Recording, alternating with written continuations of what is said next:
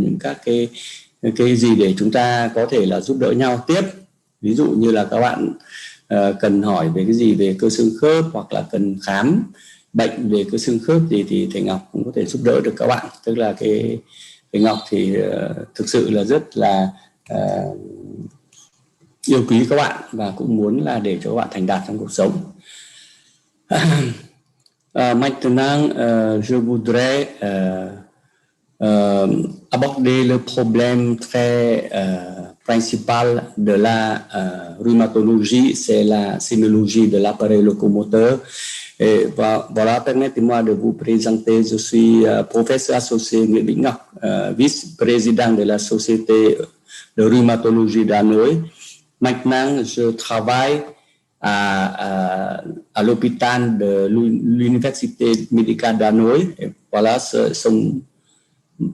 c'est mon mobile ici, vous pouvez contacter. Et voilà. Et maintenant, je suis responsable de mon cabinet privé. C'est le cabinet musculo-squelettique Nêm Bảo Ngọc. Et mon adresse de Facebook ici, c'est YouTube. Vous pouvez consulter et adhérer à mes Facebook et YouTube, et vous pouvez retirer beaucoup de bénéfices en regardant les informations de phòng khám cơ xương khớp Bảo Ngọc et mon YouTube ici.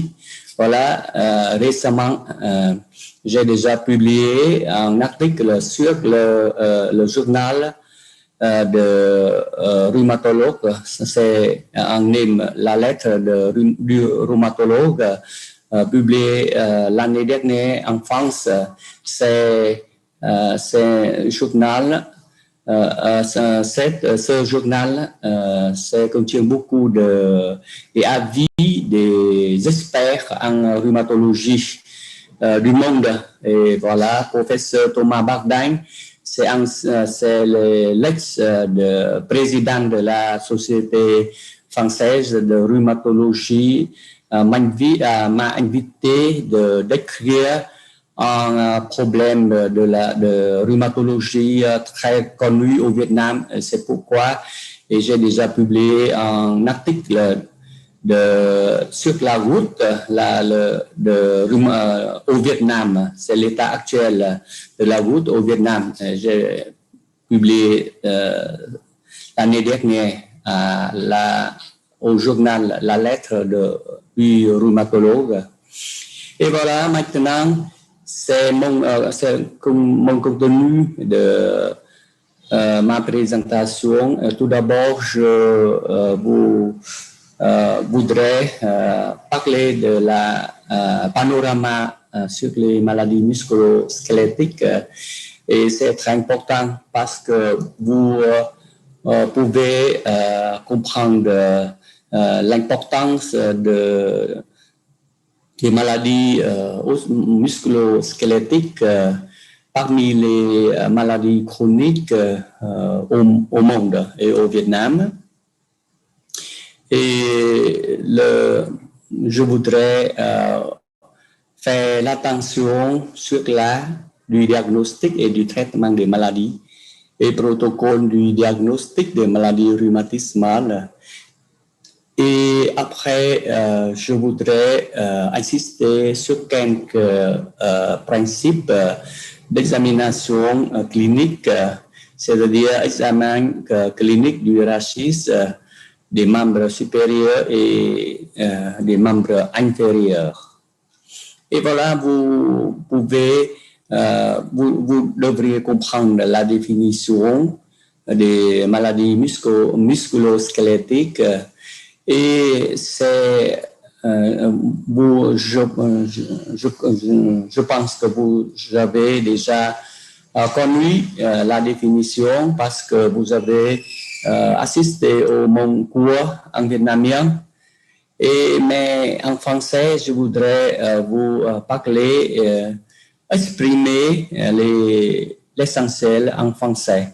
C'est-à-dire, c'est Qu'est-ce que c'est les maladies musculo-squelettiques? Ce sont des maladies rhumatismales. Ces maladies du système locomoteur, c'est caractérisé par des douleurs et des altérations des fonctions des muscles, des os et des articulations ou des déformations osseuses. C'est-à-dire, si patient a au moins un symptôme d'altération du système locomoteur, c'est-à-dire il est atteint de maladies musculo-squelettiques. Et voilà, c'est en ce qui concerne la classification des maladies musculo-squelettiques. Et il y a plusieurs classifications, mais je voudrais insister sur très simple classification, c'est-à-dire les groupes traumatiques et groupes non traumatiques. Et c'est-à-dire, vous voyez, les groupes traumatiques sont traités principalement par les chirurgiens orthopédiques, c'est-à-dire les chutes, les fractures osseuses, se sont traités dans les départements de la chirurgie orthopédique, c'est-à-dire c'est en chirurgie. Tout d'abord, et si vous détectez que les patients ont des fractures ou traumatismes, vous devriez éliminer des fractures et c'est-à-dire vous devriez envoyer les patients au service de la chirurgie.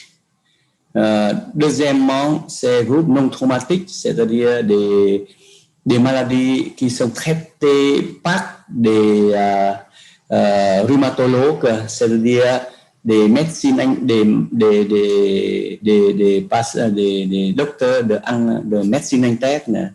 C'est-à-dire, vous voyez, c'est quand vous allez au service de rhumatologie, vous pouvez constater beaucoup de maladies de ce groupe, c'est-à-dire des maladies du tissu conjonctif, des arthrites microcristallines comme la goutte, spondylarthrite ankylosante et des infections osseuses et des infections articulaires et des maladies non inflammatoires liées aux dégénérescences de l'âge, par exemple de l'arthrose, l'ostéoporose et des maladies des parties molles et les autres maladies musculo-squelettiques comme des tumeurs osseuses. Et vous voyez les maladies rhumatismes sont très courantes et provoquent des graves répercussions économiques. Par exemple, aux États-Unis, le rhumatisme affecte 46 millions d'Américains et le coût économique sont très importants aussi. C'est très élevé. En Europe, plus de 200 milliards d'euros sont dépensés chaque année pour le diagnostic et traitement des troubles, des maladies musculo-squelettiques. Et voilà, c'est deuxième partie concerne l'art du diagnostic et traitement des maladies en commune et en rhumatologie principalement. Et voilà, je voudrais insister sur les 5 principes de base que chaque docteur et les étudiants en médecine doivent apprendre parce que ça a une base de connaissances, ça a une méthode de la réfléchissement et qui contribue au succès de diagnostic et traitement de chaque médecin. Et voilà, c'est premier principe, c'est penser comme des experts ou expert thinking. Deuxièmement, c'est le traiter le patient plutôt que de simplement traiter la maladie, c'est-à-dire c'est le patient, c'est le plus important, mais c'est pas seulement la maladie. Vous devriez traiter tous les aspects liés au patient. C'est-à-dire le patient doit être au centre de votre l'attention et de votre soin. Et troisième principe, le patient est son propre médecin, c'est-à-dire c'est l'immunité. Vous ne devriez pas abîmer l'immunité du patient. Et vous devriez restaurer l'immunité du patient au cours de votre traitement, c'est-à-dire vous ne devriez pas donner aux patients beaucoup de corticostéroïdes, par exemple, parce que ce sont les immunosuppresseurs qui doivent supprimer l'immunité du malade. Quatrième, la théorie médicale doit aller de pair avec la pratique, c'est-à-dire vous devriez associer la théorie et la pratique. Vous devriez utiliser les connaissances théoriques au lit du patient pour traiter et pour trouver les solutions de traitement, de diagnostic aux patients. Et cinquième principe, c'est le diagnostic complet et traitement approprié. C'est-à-dire, vous devez rédiger un diagnostic complet et vous devrez traiter les patients de façon appropriée. Et voilà, c'est le premier pensée comme des experts. C'est comme une pensée diagnostique large ou diagnostic différentiel. Et c'est-à-dire les étapes de la pensée des experts, c'est-à-dire faire une liste de maladies qui peuvent causer des symptômes semblables aux symptômes du patient. C'est-à-dire tout d'abord, quand vous examinez les patients, vous trouvez les symptômes. Et voilà, vous ne pouvez pas conclure de façon très, très, très nette que le patient atteint une maladie. C'est très difficile de vous diagnostiquer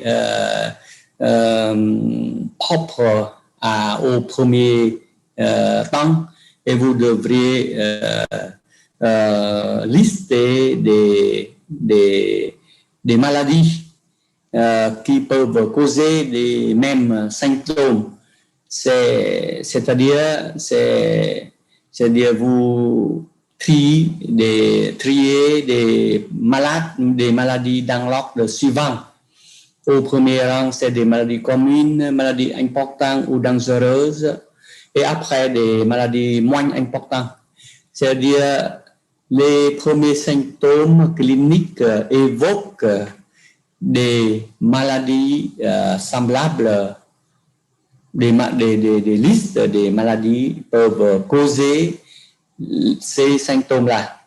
Et après, vous allez faire des tests appropriés pour confirmer le diagnostic, c'est ça. Et deuxièmement, c'est comment vous suivez le diagnostic. C'est sûr que votre chemin de diagnostic, vous devriez suivre les étapes comme ça. C'est tout d'abord l'interrogation. Après, l'interrogation vous donne des symptômes subjectifs, c'est-à-dire les symptômes des patients qui peuvent vrai ou faux. Mais après, vous devriez compléter votre examen par l'examen clinique, c'est-à-dire les médecins doivent trouver les symptômes fonctionnels ou physiques, c'est-à-dire des symptômes objectifs, c'est-à-dire vous allez trouver des symptômes plus solides, des arguments plus solides de la maladie. Et troisième, vous résumez de l'observation clinique et vous allez poser le diagnostic préliminaire, c'est-à-dire vous posez vous allez choisir un diagnostic le plus convenable aux patients. Et après ça, vous faites le test supplémentaire et à la fin, vous allez poser le diagnostic définitif. Et c'est-à-dire, il y a, voilà, c'est les étapes diagnostiques. Et si je voudrais que vous inscrivez au mon Facebook phòng khám cơ sở cơ Bảo Ngọc, ou mon YouTube phó sư tiến sĩ bác sĩ Nguyễn Ngọc, parce que dans mon YouTube, j'ai déjà abordé beaucoup de choses concrètes sur les étapes diagnostiques et mon formule de diagnostic définitif. Voilà. Et ceux qui voudraient avoir plus de définitions, de bénéfices, de connaissances, et vous pouvez contacter par le numéro de téléphone. Et c'est le premier téléphone, c'est mon propre téléphone, numéro de téléphone, et c'est la deuxième, c'est le téléphone de mon cabinet. Et voilà, vous pouvez me contacter à n'importe quel temps. Et voilà, maintenant, je voudrais aborder les exigences d'une observation clinique, c'est-à-dire comment vous allez rédiger une bonne observation clinique. C'est-à-dire il y a 3 normes générales des dossiers médicaux. C'est-à-dire, premièrement, c'est utiliser les termes médicaux. Deuxièmement, c'est convenir, c'est votre observation clinique doit convenir à chaque spécialité. Et troisièmement, c'est votre présentation de la maladie doit convenir à une maladie précise, c'est-à-dire vous devrez poser les arguments propres et spécifiques à la maladie correcte. Et voilà. Et pour que je voudrais insister sur le diagnostic, il y a 2 sortes de diagnostic, c'est-à-dire le diagnostic préliminaire et diagnostic définitif. Et diagnostic préliminaire est posé après l'interrogation et l'examen physique. Et le diagnostic préliminaire, c'est-à-dire c'est vous proposez une maladie qui est une hypothèse diagnostique, c'est-à-dire c'est le pourcentage de bons diagnostics seulement de 50% à 80% seulement, et c'est votre diagnostic préliminaire peut être bon, ou c'est bon ou pas bon. C'est-à-dire pour confirmer le diagnostic correct, pour trouver le bon diagnostic, vous devriez demander des examens supplémentaires, c'est-à-dire vous trouvez les autres signes objectifs pour documenter que ce patient a un bon diagnostic et après avoir fait des examens supplémentaires et vous allez au diagnostic définitif, c'est-à-dire c'est le diagnostic, c'est un c'est un pourcentage de vrai, de bon diagnostic très élevé. Voilà. Et je pense que tout le monde a déjà connu mon formulaire. C'est-à-dire ici, votre maladie principale et votre maladie concomitante. Et voilà, vous devriez rédiger toutes les maladies principales et maladies associées conforme aux normes de ICD 10, c'est-à-dire c'est international classification internationale des maladies, c'est-à-dire vous devrez votre diagnostic doit être conforme avec la ICD 10. Voilà. Par exemple, c'est l'arthrite rhumatoïde, c'est séropositif ici. Et après ça, vous devriez écrire ici les autres maladies associées. La maladie associée, il y a 3 groupes de maladies associées, c'est-à-dire les autres maladies osso-articulaires, les maladies, les autres maladies, c'est des maladies des autres organes, et troisième, les complications, des maladies rhumatismales des autres organes et les complications du traitement, especially les médicaments, par exemple. Voilà. Et deuxième partie, c'est vous devriez spécifier les 7 caractéristiques des maladies principales. Ici, dans ce cas-là, c'est la rhumatoïde, la polyarthrite rhumatoïde. Et vous devrez préciser tout d'abord le nom de la maladie, deuxièmement la cause, parce que il y a 2 causes, la cause primaire et la cause secondaire. Si vous trouvez que la maladie il y a une autre maladie qui cause votre maladie maintenant actuelle, vous devrez traiter la cause de maladie. Voilà. Et troisième, c'est la forme de la maladie. Qu'est-ce que c'est la forme de la maladie?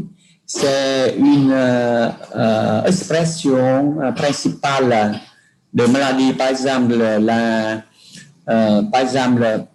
la polyarthrite, c'est-à-dire c'est l'inflammation de plusieurs articulations, ou c'est par exemple la douleur lombaire, par exemple, ou la sciatique, c'est-à-dire c'est l'altération du nerf sciatique, par exemple.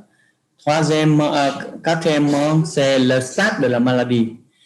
Stade de la maladie, c'est-à-dire c'est le patient est en quel stade de la maladie, sur le chemin de la maladie, c'est-à-dire normalement c'est la maladie a une vie propre, c'est-à-dire c'est comment la maladie est débutée et comment elle est évoluée et comment elle se termine. Elle est se terminer. Par exemple, sur le chemin là, c'est comme c'est le patient est sur le point de son chemin d'évolution.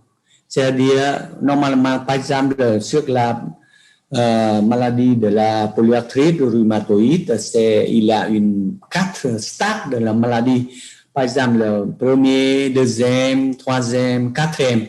Et si le premier stade, c'est le début de maladie, si vous traitez de façon tôt et correcte, le patient peut être totalement guéri. Mais si vous ne faites l'attention de cette maladie et ne pas traiter de façon correcte, la maladie s'évolue au stade terminal, c'est-à-dire au quatrième stade. Dans ce cas-là, il y a beaucoup des interactions, des formations. Et voilà, dans ce cas-là, on doit recourir au traitement chirurgical pour restaurer les fonctions de l'articulation. Et après ça, l'activité, le degré de l'activité de la maladie. Par exemple, selon le DAS 28, voilà, c'est pour vous. Et je crois que c'est pas important. Je voudrais vous présenter les points essentiels de la maladie sur votre chemin de diagnostic seulement, mais c'est convenable aux étudiants de 4e ou de 6e année quand vous devriez diagnostiquer et traiter les patients concrets. Mais maintenant, quand même, je voudrais vous indiquer mon formulaire pour vous montrer comment un médecin diagnostique le patient. Et après ça, à votre pratique, à l'avenir, vous allez suivre ce chemin de diagnostic. Et après, c'est les complications. Et c'est-à-dire, c'est les complications, par exemple, le fracture osseuse, par exemple, ces complications des maladies osteoarticulaires. Et après, vous allez rédiger les caractéristiques principales de la maladie et des patients.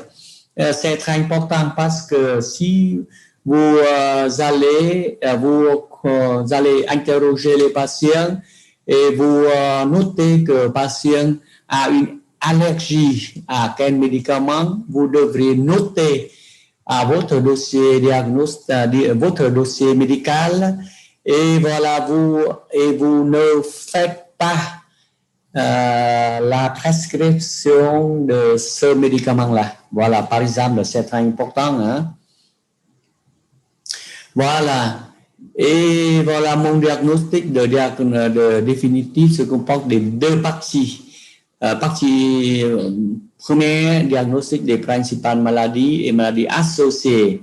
Deuxième, spécification de 7 critères majeurs de la maladie principale. Voilà, j'ai déjà vous exprimé tout à fait.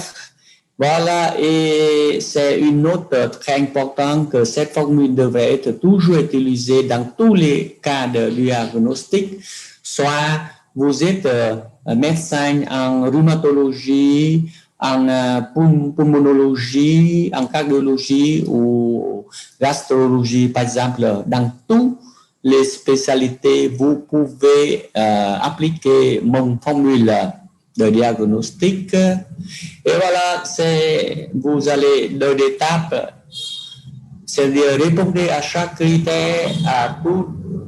Et deuxièmement, vous synthétisez pour faire un diagnostic complet. Voilà l'examen.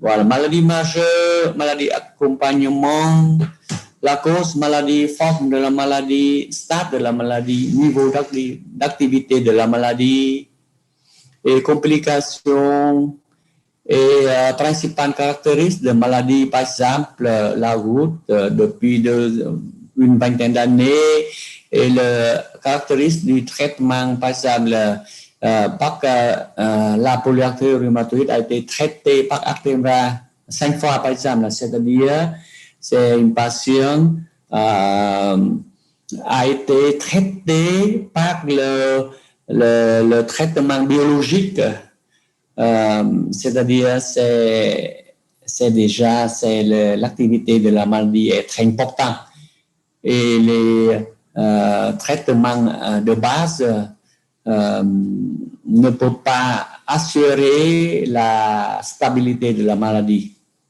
Et on doit recourir aux traitements biologiques. Et la principale caractéristique du patient, et dans ce cas-là, vous allez insister sur les facteurs de risque modifiables. Par exemple, sur les patients souffrent de la route, vous allez constater, par exemple, l'antécédent de consommation de l'alcool de 500 ml par jour ou tabagisme 20 paquets années, et vous devriez conseiller aux patients de ne pas prendre beaucoup d'alcool et il doit arrêter le tabac, par exemple. Vous voyez, c'est très important. Voilà.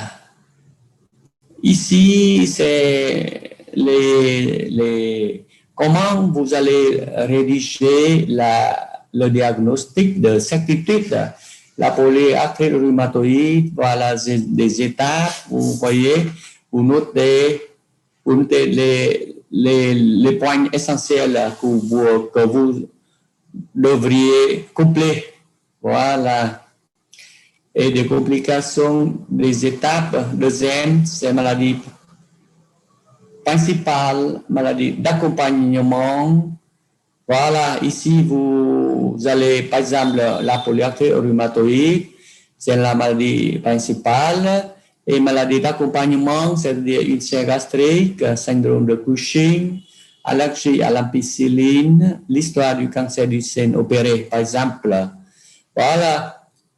C'est un diagnostic complet. Vous devriez rédiger votre diagnostic comme ça. Et voilà, c'est très. J'ai déjà abordé l'art du diagnostic. Et maintenant, nous allons au troisième partie de ma présentation. Et c'est comment faire une observation clinique rhumatologique. Et voilà, c'est quand vous faites votre propre dossier médical, vous devrez noter les points essentiels seulement, comme ça. C'est l'administration, nom, âge, profession, adresse. Et vous notez seulement province, c'est-à-dire c'est un identité du patient. Voilà. Et vous devriez noter 1, 2, 3, 4 points sur l'administration.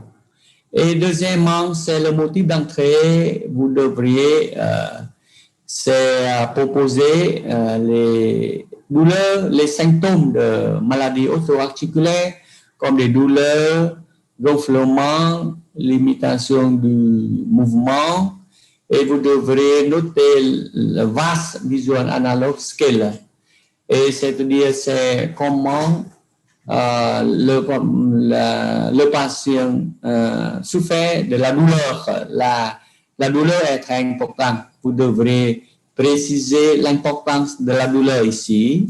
Et les complications, par exemple, une agricultrice âgée de 40 ans à Nam-Province a été hospitalisée pour des douleurs des petites et des moyennes articulations, difficultés de marche, 6 sur 10. Voilà, c'est très simplement. C'est motif d'entrée comme ça seulement. Et vous ne devriez pas lister toutes les articulations atteintes parce que c'est trop long. Vous devrez faire seulement, par exemple, des douleurs, des petites et moyennes articulations.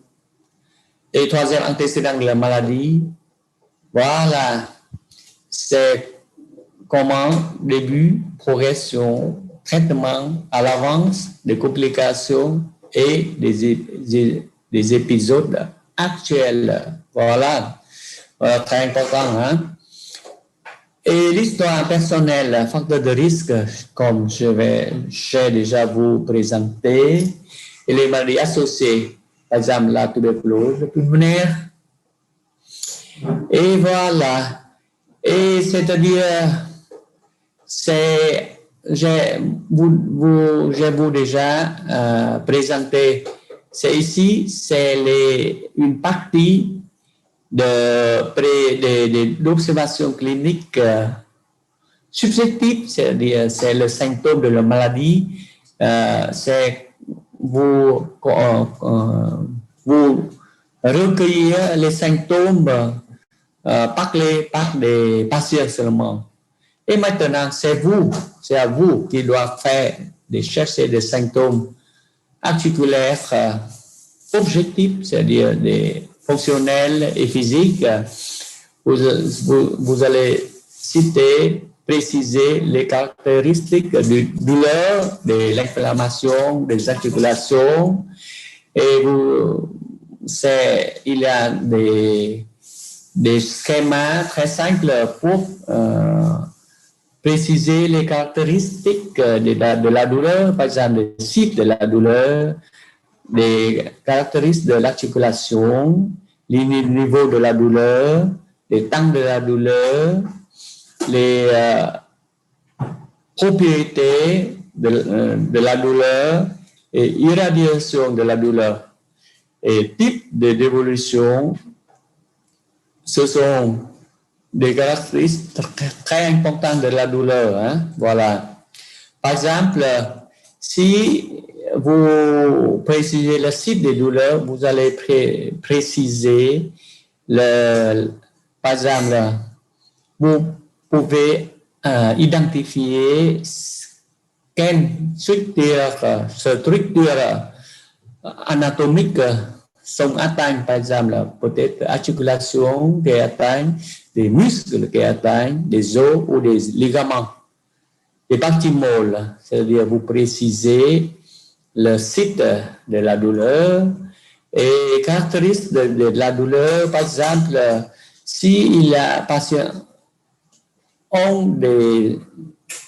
atteignent des petites articulations, ça évoque des maladies comme la polyarthrite rhumatoïde, par exemple. Et le niveau de la douleur, si la douleur très atroce, terrible, c'est-à-dire vaste, peut-être égale ou supérieure à 8, 9, 10. Et vous devriez faire un intensif immédiatement. C'est ça très important pour rédiger votre traitement. Et le temps de la douleur qui peut différencier, c'est la maladie inflammatoire ou maladie mécanique. Voilà. Irradiation de la douleur, par exemple, dans le cas de la sciatique, du nerf sciatique, par exemple, il a une irradiation très spécifique. Et après ça, les autres signes, voilà. Et ici, après, le principe, c'est tout d'abord, vous devriez faire un examen concentré sur l'articulation. Et deuxièmement, c'est ici voilà, c'est le principe d'examination de l'appareil locomoteur, c'est-à-dire c'est l'état général. Examiner le système de locomoteur et les examens complets et les autres organes. Voilà, trois points très importants. État général, examiner le système locomoteur, examen complet. Voilà, de trois principes. Vous devriez connaître parce que l'état général est très important. Ça décide votre aptitude diagnostique. C'est si un patient est en état grave, vous devriez transférer le patient immédiatement au service d'urgence et examiner si le patient ont des symptômes rhumatologiques. Vous devez examiner tout d'abord le système locomoteur. Vous devrez examiner les articulations des autres structures connexes, par exemple muscles, os, et examiner des joints, des articulations. Et examen complet des autres organes cardiovasculaires, pulmonaires, rénales. Vous comprenez? Et voilà, des peaux, nodules rhumatoïdes, cardiovasculaires, poumons, endocriniennes, par exemple. Et voilà, vous voyez, si les patients, c'est une patient, une éruption en ail de papillon, c'est-à-dire c'est les symptômes cutanés, mais ça peut évoquer une maladie rhumatologique parce qu'il y a dans cette maladie des tissus conjonctifs, patients peuvent avoir des symptômes rhumatologiques et symptômes cutanés comme ça. Et voilà, la photosensibilisation et les TOFI ici, vous pouvez faire l'attention, c'est le symptôme de la goutte. Vous comprenez? Et lupus discoïde, voilà, des lésions cutanées très caractéristiques du lupus, mais c'est une maladie rhumatologique. Et des vascularites, par exemple, ici, vous pouvez des altérations comme ça, mais vous devrez conclure que c'est vascularite et vous devrez faire des traitements très, très rapides, sinon, les patients peuvent avoir de gangrène, des lésions très, très graves comme ça. Et voilà, c'est observation clinique. C'est après savoir, vous allez faire, après avoir l'interrogation et des examens cliniques, vous allez faire un diagnostic préliminaire, c'est-à-dire préliminaire, et après ça, vous devriez indiquer le bilan paraclinique, c'est-à-dire vous allez prescrire des bilans paracliniques, c'est-à-dire des examens paracliniques. Et vous voyez, il y a un principe important, c'est-à-dire, tout d'abord, vous faites des tests de base, vous préférez des tests non invasifs, et vous allez prescrire des tests à faible coût et vous allez respecter les indications et les contre-indications du test et après vous allez rédiger des tests supplémentaires. Voilà, par exemple, l'examen de test paraclinique Tout d'abord, vous allez rédiger les tests de routine comme le test du sang ou des urines et les tests de numération formule sanguine, vitesse de sédimentation sanguine et l'examen chimique du sang.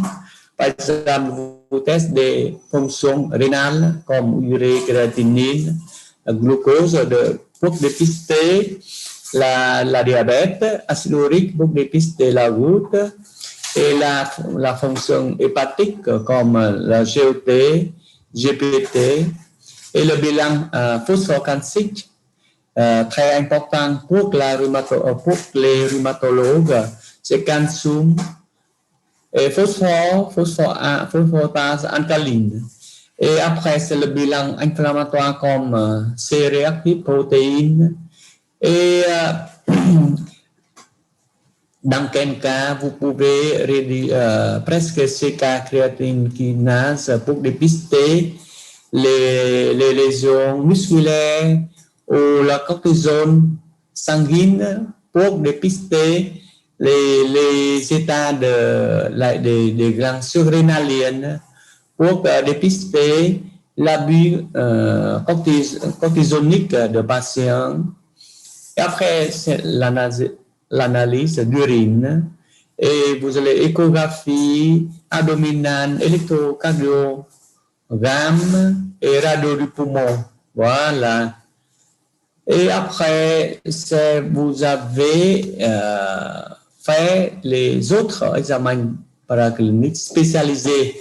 Si vous évoquez une maladie spécifique, par exemple, si vous proposez que la maladie est provoquée par les virus, par exemple l'hépatite, vous prescrivez des examens de dépistage de virus de l'hépatite, par exemple. Et si vous avez un cancer du sang, vous allez suspecter cancer du sang, vous pouvez indiquer les mots médulogramme, par exemple. Et après ça, le troisième groupe de diagnostic, c'est diagnostic d'imagerie. C'est-à-dire vous pouvez indiquer radiographie, CT scanner, l'échographie, imagerie par résonance magnétique et scintigraphie osseuse, c'est-à-dire utiliser les radioactifs pour diagnostiquer les maladies osseuses et l'arthroscopie, c'est-à-dire utiliser l'arthroscope pour voir à l'intérieur de l'articulation. Et voilà. Mais je voudrais insister pour la sécurité radioactive. Par exemple, vous pouvez indiquer la radiographie seulement 2 fois par an parce que sinon les patients sont exposés aux doses élevées des radioactifs, des rayons X qui peuvent abîmer les cellules du patient. Et voilà, vous ne devriez pas indiquer radiographie aux femmes en grossesse, les femmes enceintes et pour les enfants de moins de 16 ans, tout d'abord, vous indiquez l'échographie. Voilà. Et voilà, voilà, vous évitez les rayons X si possible par d'autres moyens, par exemple des ultrasons, la résonance magnétique, imagerie. Et voilà. Et vous devrez limiter l'utilisation du CT scanner en raison de l'exposition élevée au rayonnement. Voilà, c'est le principe de la sécurité radioactive. Voilà. Et maintenant, c'est-à-dire j'ai déjà vous indiquez les choses très importantes à la partie précédente, c'est-à-dire comment vous faites un examen clinique, paraclinique, comment vous inscrire les examens paracliniques pour aller au diagnostic de certitude. Et voilà, c'est-à-dire vous avez déjà parlé d'un chemin du diagnostic et pour atteindre votre but important, c'est-à-dire le diagnostic de certitude, c'est diagnostic positif. Et après ça, c'est-à-dire, voilà, ici, votre but, c'est vous allez rédiger un diagnostic de certitude. Voilà. J'ai déjà vous indiqué le but de votre diagnostic, c'est rédiger un diagnostic de certitude comprenant la maladie principale et maladie d'accompagnement. Et je vous prendre de préciser les deuxième partie de diagnostic de certitude, c'est cette partie comme ça.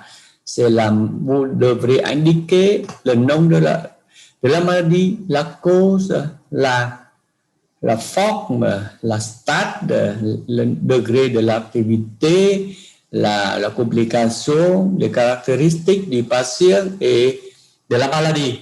Voilà. Et j'ai déjà vous écrire, montrer comment le chemin de diagnostic, c'est-à-dire le chemin d'aller au diagnostic de certitude. C'est-à-dire, c'est très important pour vous parce que vous allez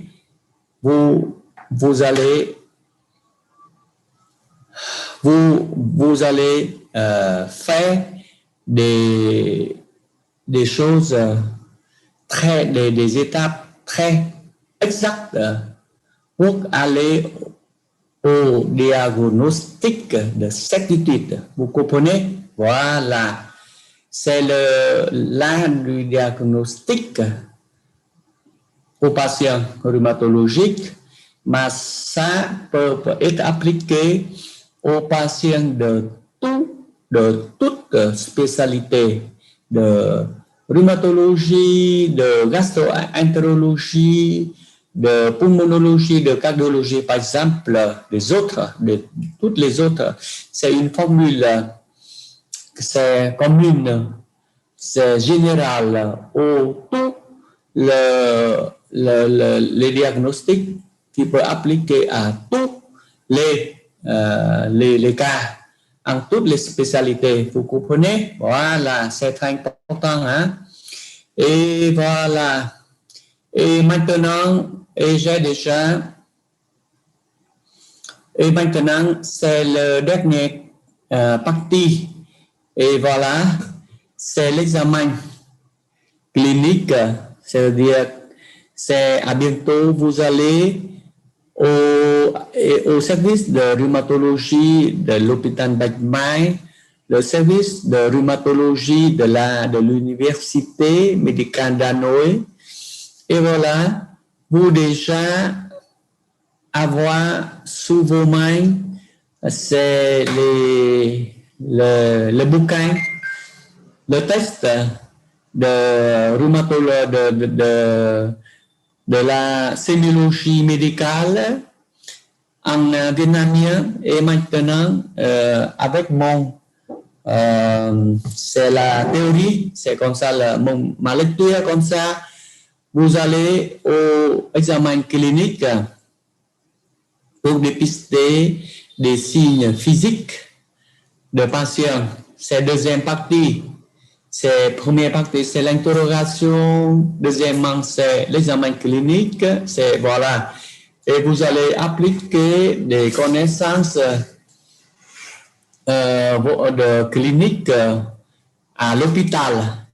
Mais je voudrais faciliter votre diagnostic et voilà, je voudrais indiquer le chemin comment vous pouvez faire très bon votre examen clinique.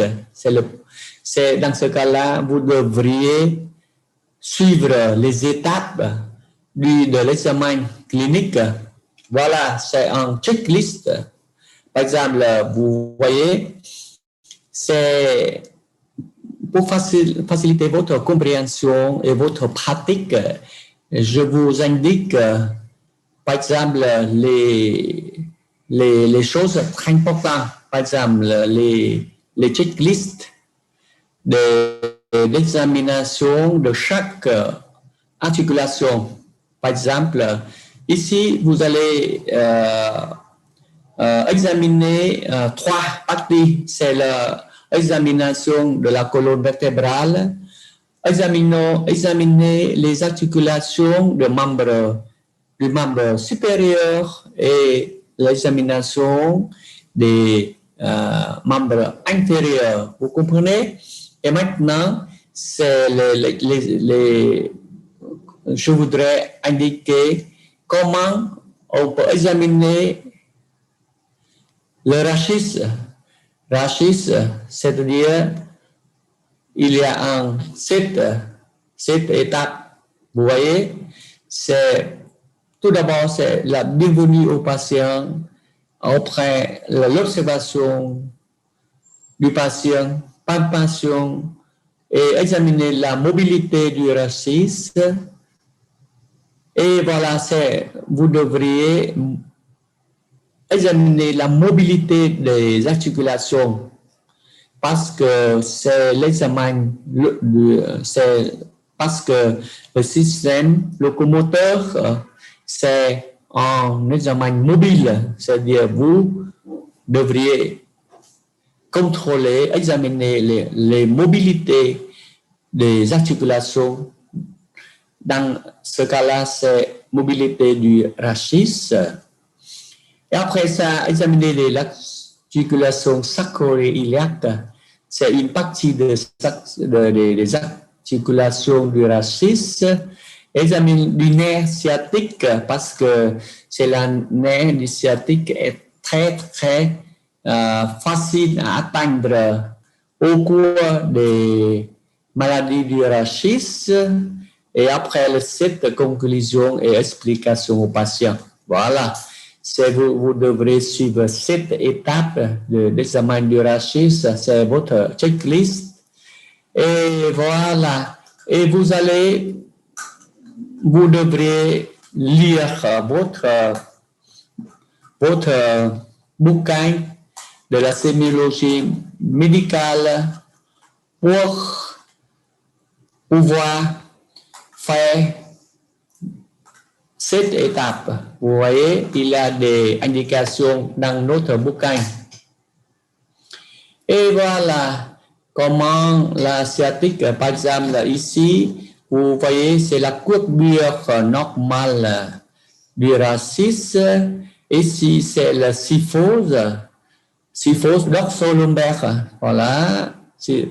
Et syphose, c'est la syphose, c'est la déformation de la colonne vertébrale, ça lié à l'ostéoporose, c'est la perte osseuse ici, par exemple. Et voilà, vous allez tester la mobilité du rachis, c'est distance main-sol, l'indice de Schobert ici. Voilà, c'est tout dans votre bouquin. Hein. Voilà, je voudrais vous montrer quelque chose de très important seulement. Et voilà, vous devriez examiner les nerfs, par exemple les nerfs sciatiques, parce que le nerf est lié très étroitement aux colonnes vertébrales, au rachis. Voilà. Par exemple, vous devrez tester le symptôme du nerf sciatique, c'est-à-dire le trajet de la douleur, l'irradiation de la douleur selon le chemin d'innervation du nerf sciatique. Voilà. Vous voyez ici, c'est le nerf sciatique, commence au rachis lombaire, mais qui innerve les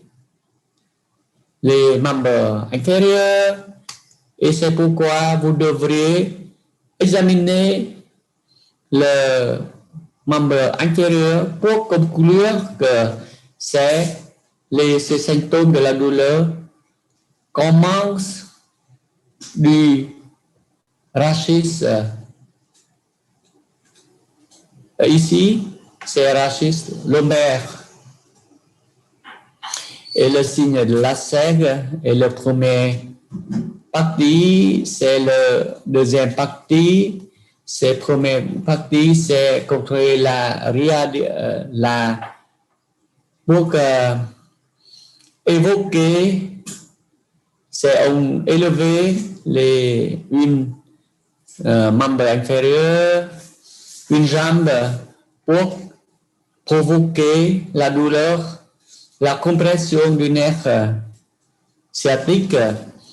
Et deuxième phase, c'est pour éliminer les symptômes de l'altération de l'articulation coxofémorale. Et la sciatique ici, c'est le degré d'élévation du jambe. Si normalement, c'est le degré d'élévation du jambe, c'est 90 degrés. Ici, c'est si patients atteignent de 0 à 30 degrés, c'est l'altération très importante. La nerf sciatique est gravement altérée. Et voilà, signe de sonnerie, si vous allez appuyer sur un point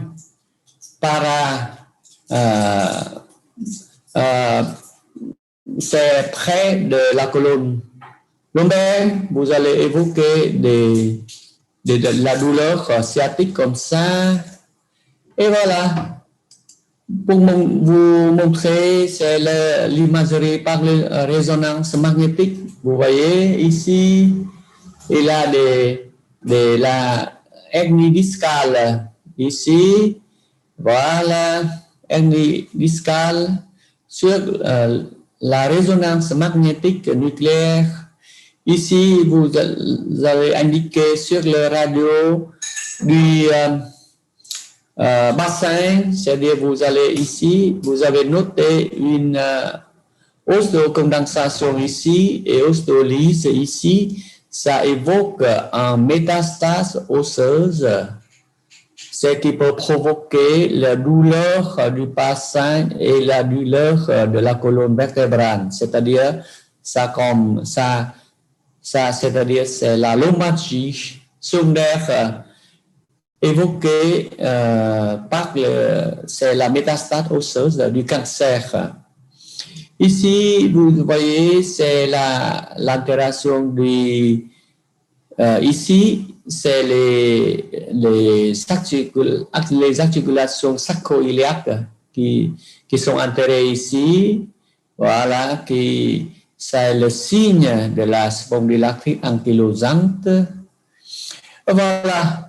Et vous voyez, j'ai déjà vous montré le checklist de l'examination de la colonne vertébrale, par exemple, mais le checklist de l'examen des autres articulations, par exemple des membres supérieurs et membres inférieurs, c'est c'est pareil. C'est les 7 étapes, c'est pareil. Mais la différence, c'est seulement, c'est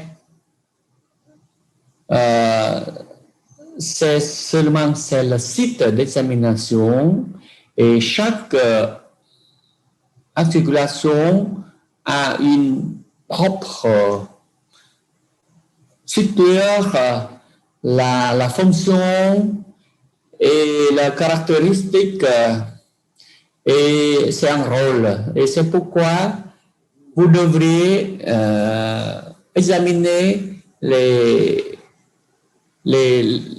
par exemple, pour chaque articulation pour dépister des altérations anatomiques, des altérations fonctionnelles, voilà, spécifiques à chaque articulation. Par exemple, ici, c'est au poignet et main. Les étapes passent presque le même. Bonjour, expliquer au patient, posture du patient, du médecin, observation, palpation, mobilité du poignet, voilà. Et le test spécial, c'est caractéristique à chaque articulation. Ici, vous avez un syndrome du tunnel carpien, c'est-à-dire dépister les altérations du nerf médial, signe tunnel, syndrome de Kervin, c'est-à-dire pour dépister des structures propres au poignet, c'est-à-dire des ligaments, par exemple, et évaluer les résultats. Salut et merci aux patients. Voilà, vous voyez des signes doigts de cigogne et doigts en boutonnier, par exemple, et poignet en dos du camel. Et voilà, ici, c'est la rupture du tendon de 4e et 5e extenseur des doigts. Voilà, c'est la main de prêtre. Voilà. Ici, vous voyez les lésions importantes des os, du poignet ici. Et voilà, sur la radiographie, vous voyez des réérosions osseuses dans la polyarthrite rhumatoïde. Voilà, vous voyez noter ici des nodules de Eberden et nodules du Bouchard dans l'arthrose des mains ici. Et voici la main de la route. Ici, il y a beaucoup de tophie dans les mains. Et la main rhumatoïde, voilà, c'est la main du vent soufflant, c'est-à-dire déviation de l'axe articulatoire des doigts de cigogne. Ici, le pouce en Z ici, doigt en boutonnier ici, voilà, c'est-à-dire en main du rhumatoïde, c'est le main du patient atteint de la polyarthrite rhumatoïde. Le syndrome du canal carpien et c'est le nerf médial. Le nerf médial qui est atteint ici, voilà, vous voyez, c'est atrophie des muscles du ténin, voilà. Voilà. Examen du coude, c'est pareil. Vous voyez, mais les étapes, c'est pareil. Mais ici, vous devez noter, par exemple, dépister le nodule rhumatoïde, et les lésions des ligaments du tendon, tennis elbow, calf elbow. Voilà. Et tests spéciaux, c'est-à-dire ces tests de Cosen, par exemple. Voilà. Et c'est le nodule rhumatoïde. Voilà, dans la polyarthrite rhumatoïde. Et les tophies, vous voyez, les tophies sur le coude, ici, et sur les chevilles, Et sur les doigts du pied, voilà, vous voyez. Et il y a des ruptures de tophie avec l'élimination des cristaux, voilà, des cristaux uratiques comme ça, des cristaux d'urate aspirés, voilà, au bout du coude, c'est des masses blanches comme ça. Examen de l'épaule, c'est la même étape, mais ici, vous voyez, vous examinez des structures, des articulations spécifiques de l'épaule. Par exemple, ici, et vous avez effectué les tests spéciaux comme pan-up test, test de Job. Voilà, ici. Et c'est-à-dire, j'ai déjà vous écrire, vous parlez des examens, voilà, des membres supérieurs, du rachis et supérieur, et le schéma de test d'examination clinique est le même. C'est compact de 7 ou 8 étapes, mais à chaque étape, vous devrez concentrer sur les structures anatomiques spécifiques au chaque région, à chaque articulation, et vous allez faire un test de mobilité et pour dépister des lésions de ces structures anatomiques de chaque articulation. Voilà. Et maintenant, vous pouvez consulter, adhérer au mon Facebook, phòng khám cơ xương khớp Bảo Ngọc, au YouTube, mà phó sư tiến sĩ bác sĩ Nguyễn Vĩnh Ngọc pour acquérir les autres informations nécessaires pour votre pratique, par exemple. Voilà. Et ici, vous allez par exemple examiner des hanches. Vous allez le checklist, voilà, et vous faites le test de Trendelenburg, c'est-à-dire c'est déviation de la posture du patient quand il se lève en jambe. Voilà, ça des choses concrètes sera écrites dans le bouquin. Voilà. Et du genou, c'est la même, vous voyez, vous devez déterminer la localisation des lésions, c'est-à-dire des articulations du genou ou des parties molles. Vous allez vérifier la mobilité. Il y a 3 sortes de mobilité: mobilité active, passive, contrariée. Voilà. Et vous, comment faire ça? Tout est écrit dans le bouquin. Voilà, c'est tophie ici, c'est le sarcome, c'est cancer ici, la lésion osseuse du fémur, à la partie distale du fémur avec des bords comme ça, très moins nets, c'est-à-dire c'est une lésion évolutive avec la lésion des parties molles aussi, la destruction ici de la corticale du fémur. Et la cyste de Becker, par exemple, il a ici une bourse ici, gonflement ici, c'est en poche contenu du liquide, comme ça, on peut retirer du liquide, c'est en arrière du genou, ici, et le cyste de Becker peuvent migrer au-dessous, voilà, ici, ici, ici, ici. Voilà, radiographie, voilà, vous devriez noter des signes de lactose. Par exemple, l'épaississement de l'interligne, la hausse de condensation et la hausse de phyte. Sur imagerie par résonance magnétique, vous pouvez dépister du liquide. Il existe de Becker.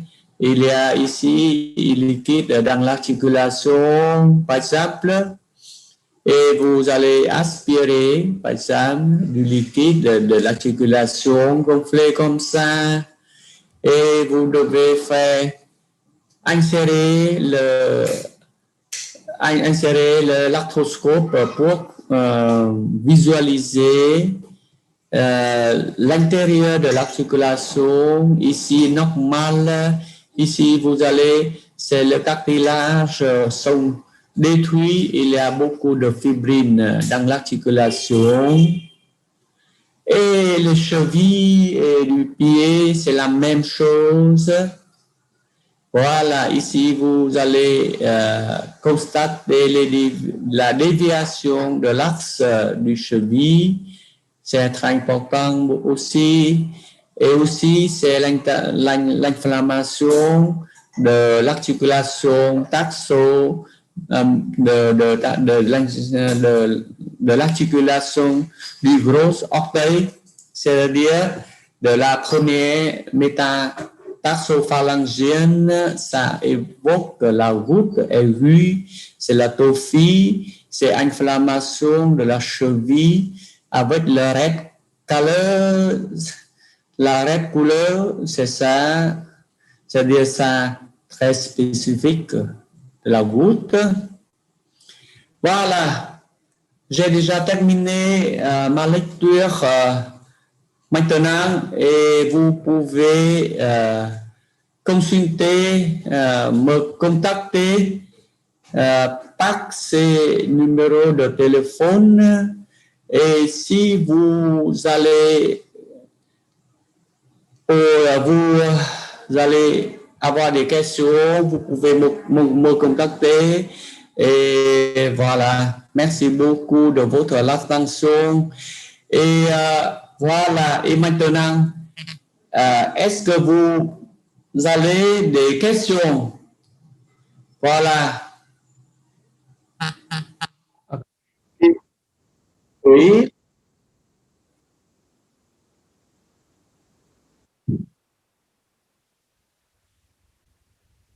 Oui. Oui. Ah, le cyste, c'est une poche contient du liquide, c'est ça. Bon, ça, vous voyez, c'est la poche liquidienne qui peut, c'est une complication de la complication de l'arthrose ou de l'inflammation de la synoviale du genou. Voilà, vous voyez ici, vous voyez.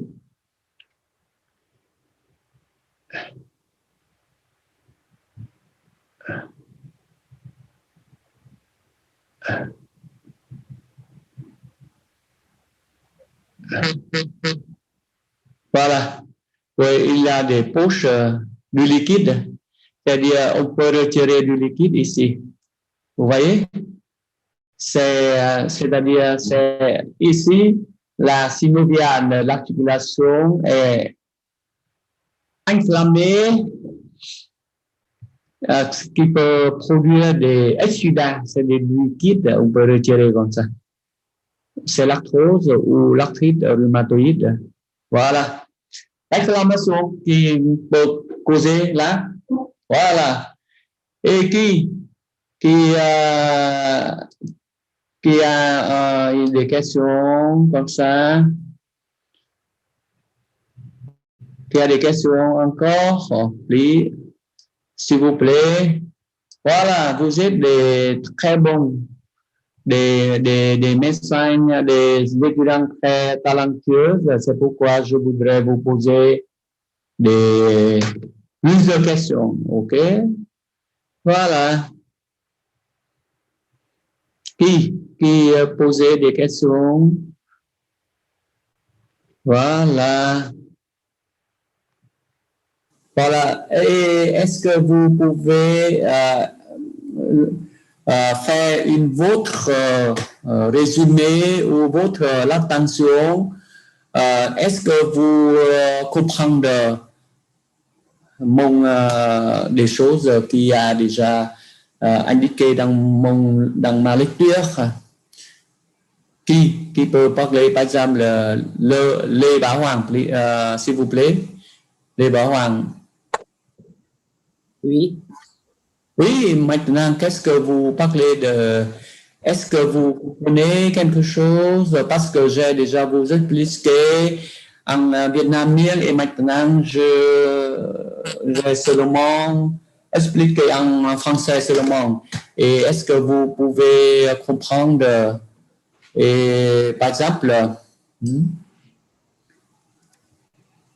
qu'est-ce que vous pouvez comprendre quelque chose? Mais c'est vous qui nous voilà répondre. S'il te plaît. Je sais de...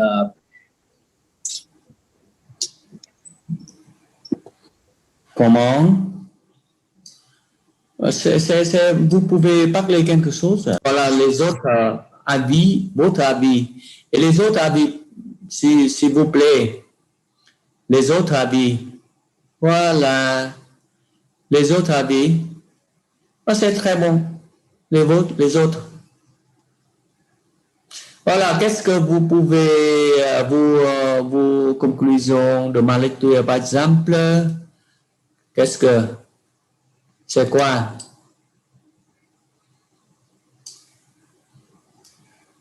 Quoi encore?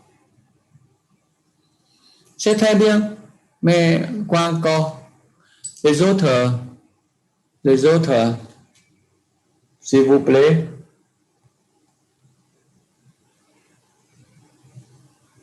Félicité de tous 40 étudiants en AOF francophone qui ça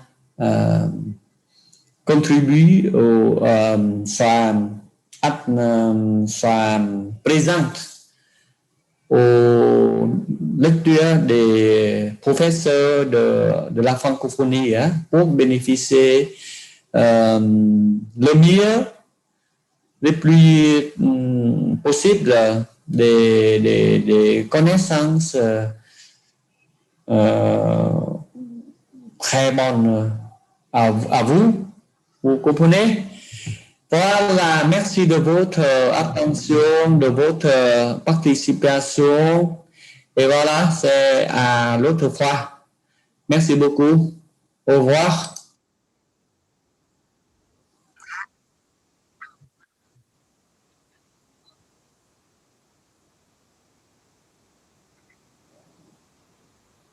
Ici, vous voyez, je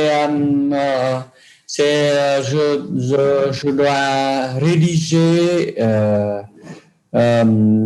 c'est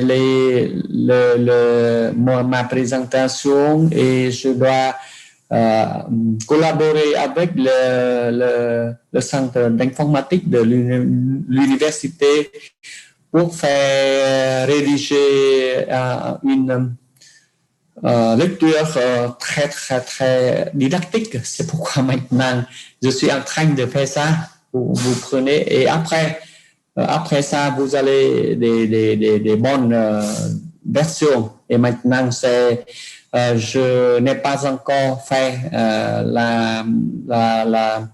le registrement au centre de l'informatique de l'université. Et après ça, si ça va être complet, je dois exposer au LMS, au Internet, et après ça va, vous pouvez vous voir après. Hein? Oui, merci beaucoup. Voilà. Au revoir à tous. Au revoir.